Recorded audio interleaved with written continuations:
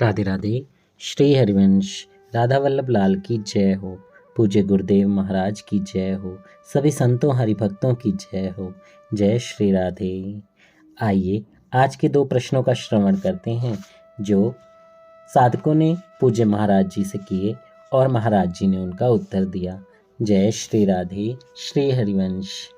तो पहला प्रश्न है जो साधक ने पूछा, महाराज जी, कलीकृत विघ्नों का हम पर कोई प्रभाव न पड़े, ये कैसे हो? यानी कलयुग के दोषों से कैसे बचा जाए? जय हो। बहुत प्यारा प्रश्न है। हम सबके मन में ये प्रश्न उठता ही रहता है। तो आइए गुरुदेव ने क्या कहा, इसका समाधान जानते हैं, समझते हैं। गुरुदेव ने कहा, आगे मनुष्यों के लिए बड़ा अहितकारी समय आने वाला है, क्योंकि धीरे धीरे महापुरुष जन लीला स्मरण कर रहे हैं और जब संत नहीं रहेंगे तो दंभ पाखंड का बोलबाला होगा, जीव छले जाएंगे। लेकिन उस समय भी जो सच्चे संतों के सानिध्य में रहेंगे तो कलीकृत विघ्न आदि उस उपासक के ऊपर प्रभाव नहीं डाल सकते। श्री सेवक जो महाराज जी कहते हैं, कली अभद्र वर्णत सहस, कली कामादिक द्वंद तब, सेवक शरण सदा रहे, सुविधि साँचे अनन्य सब। राधा वल्लभ भजत भजी, भली भली सब होई, जिते विनायक शुभ अशुभ, विघ्न करे नहीं कोई। विघ्न करे नहीं कोई, डरे कली काल कष्ट भय, हरे सकल संताप हर्षि, हरि नाम जपत जय। जय हो। श्री सेवक जो महाराज की जय हो। जब तक श्री राधा वल्लभ का भजन करने वालों का भजन अर्थात उनका सानिध्य, उनकी सेवा, उनका कृपा प्रसाद मिलता रहेगा, तब तक कलयुग के जो अभद्र हैं वो सबसे डरते हैं। वो सब डरते हैं, उस साधक को कहीं बाधा नहीं पहुंचा सकते हैं। चाहे जितनी आंधी आ जाए, गांव किसी पहाड़ की ओट में है तो वह सारा का सारा गांव उस भयंकर आंधी तूफान से बच जाता है। ऐसे ही एक भगवत प्राप्त महापुरुष जहाँ होता है, वह बहुत बड़े वायुमंडल को विघ्नों से बचाता है। जो दीनता पूर्वक सदैव भजन परायण महापुरुष हैं, वो महापुरुष इस संसार को नाना प्रकार की विपत्तियों से बचाने के लिए पहाड़ जैसे हैं।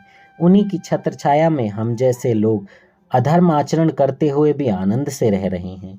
आज के समय में अर्थ प्राप्ति, कामना पूर्ति, भोग विलासता, यही हमारा उद्देश्य रह गया है। हमारा खूब यश हो जाए, हम खूब धनी मानी बन जाएं, मनचाही भोग सामग्री हमें मिलती रहे, बस यही हमारे जीवन का उद्देश्य बन गया है। जबकि भगवत मार्ग के पथिक के लिए ये सारी चीज़ें बाधक हैं। सुख संपत्ति परिवार बढ़ाई, सब परिहरी करहूँ सेवकाई, ये सब राम भक्ति के बाधक, कहीं संत तव पद अवराधक। जय हो। लेकिन यही सब चीज़ें हमारा लक्ष्य बन गई हैं। अब दुर्दशा नहीं होगी तो क्या होगा? धीरे धीरे सच्चे संतों का अंतर्ध्यान होना हम लोगों के लिए अहित सूचक है। इसलिए शीघ्र अतिशीघ्र ऐसी स्थिति बना लें कि इसी जन्म में भगवत प्राप्ति हो जाए। अगर दूसरा जन्म भी हो तो कर्म बंधन के अधीन नहीं हो, भगवत अनुराग से युक्त हो। जय हो। जय श्री राधे। कितने प्यार से गुरुदेव महाराज ने इतने प्यारे और इतने भारी भरकम प्रश्न का उत्तर दिया, क्योंकि हमें ये भारी भरकम ही लगते हैं, हमें दुख पहुंचाने वाले ही लगते हैं। हमें लगता है कि हम कैसे इन चीज़ों से बचें, हम यही सोचते रहते हैं। पर संत महापुरुष हमें हमेशा आगे बढ़ने के लिए उत्साहित करते रहते हैं। जैसे कहते हैं कि अगर कोई परेशानी आएगी तो उसका हल भी ज़रूर आएगा, तो संत जन हमें हल ही बताते हैं। इसलिए हमेशा कहा गया है कि संत जनों के आश्रित रहना चाहिए। जय हो। जय श्री राधे। आइए अगला प्रश्न श्रवण करते हैं। तो साधक ने जो अगला प्रश्न पूछा वो था, महाराज जी, संत जन कहते हैं कि भगवान किसी भी रूप में आ जाते हैं, तो हम उन्हें पहचाने कैसे? जय हो। तो गुरुदेव महाराज ने क्या उत्तर दिया? गुरुदेव महाराज ने कहा, जो भी रूप सामने आए सबको प्रणाम करने की आदत डाल लो। तुलसी या संसार में सबसो मिलिए ध्याय, ना जाने के ही वेश में नारायण मिली जाए। सही पूछो तो भगवान किसी भी रूप में नहीं आते हैं, बल्कि भगवान तो सभी रूपों में ही हैं। सब कुछ प्रभु ही तो बन गए हैं, बने हुए हैं। वासुदेव सर्वमिति स महात्मा स दुर्लभ सुदुर्लभ। जब सृष्टि नहीं थी तब केवल भगवान श्री कृष्ण थे, जब सृष्टि नहीं रहेगी तब भी केवल भगवान श्री कृष्ण रहेंगे। तो बीच में जो कुछ भी बने हुए हैं वे प्रभु ही तो बने हुए हैं, दूसरा कोई है ही नहीं।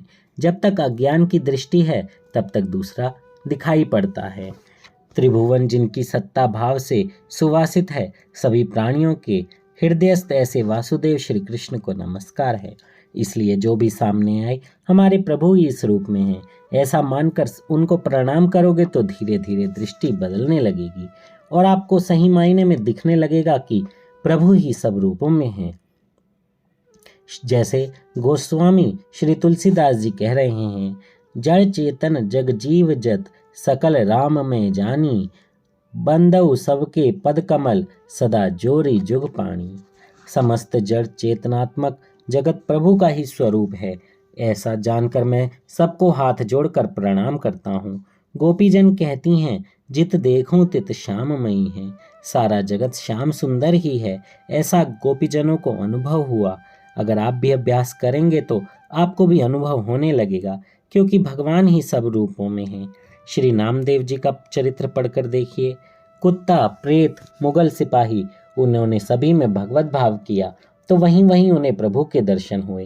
अपवित्र मन ये बात नहीं समझ सकता कि प्रभु कहीं कुत्ते प्रेत में भी हो सकते हैं, ये दुष्ट कहीं कहीं प्रभु हो सकता है। ये बातें मन में आती रहेंगी जब तक हमें प्रभु के अलावा कुछ और दिखाई दे रहा है। तो समझो अभी हमारा अंतःकरण अशुद्ध है। गंदे अंतःकरण में ये समझ नहीं होती और ये बातें भी समझ में नहीं आती कि सब रूपों में प्रभु हैं। इसलिए पहले साधन नाम जप करें, कथा कीर्तन करें, आदि के द्वारा अंतःकरण को पवित्र करें। ज्यों ही अंतःकरण पवित्र हुआ तो दिखाई देने लगेगा कि चराचर जगत के रूप में वही एकमात्र सच्चिदानंद प्रभु हैं। जय हो। जय श्री राधे। श्री हरिवंश, श्री हरिवंश, श्री हरिवंश। गुरुदेव के चरणों में मेरा दंडवत प्रणाम। गुरुदेव कितने प्यार से हमें समझाते हैं, हमें उनके बताए मार्ग पर चलना है, नाम जप करना है, कथाएं सुननी है, कीर्तन करना है। और कथा आप कर सकें तो भी अच्छा है। आप बैठिए, भक्तमाल ले लीजिए और पूरे घर को कथा पढ़कर सुनाइए। सबको कहें, वहीं हाथ जोड़कर बैठें, कुछ देर सेवा करें, फिर आप कीर्तन करें। गुरुदेव कहते हैं कीर्तन करने से सारे पाप नष्ट हो जाते हैं, घर में बहुत सुख शांति होती है। कुछ समय आप प्रयास करें, क्योंकि पहले प्रयास करेंगे तभी आपकी दिनचर्या बनेगी और कुछ समय प्रयास करने के बाद ही आपको फल भी दिखने लगेगा। ये सब गुरुदेव बताते हैं और गुरुदेव के बताए मार्ग पर हमें जरूर चलना चाहिए। मेरी वाणी में कोई सामर्थ्य नहीं है, सब और सब गुरुदेव की कृपा से ही हो रहा है। तो गुरुदेव के बताए मार्ग पर आप जरूर चलें। मैं उन्हीं की बातें आपसे शेयर कर रहा हूँ ताकि आपको बहुत अच्छा लगे और आप भी आगे बढ़ें, भक्ति में आगे बढ़ें। जय श्री राधे। श्री हरिवंश। राधा वल्लभ लाल की जय हो। गुरुदेव के चरणों में मेरा दंडवत प्रणाम। जय श्री राधे।